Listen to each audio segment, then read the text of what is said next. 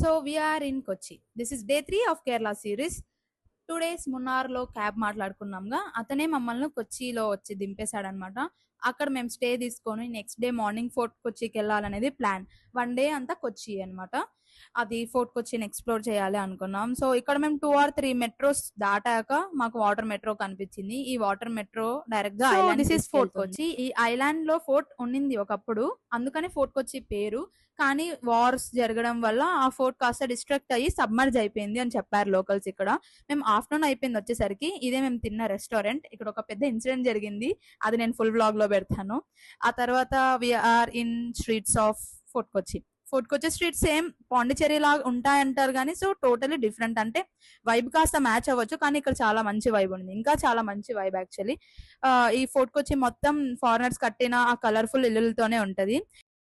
So this is incense stick factory. ఇక్కడే world's largest incense stick కూడా ఉంది. Customise చేసి మనకి ఏ ఫ్లేవర్ కావాలంటే ఆ ఫ్లేవర్ లో ఇస్తారు అక్కడ.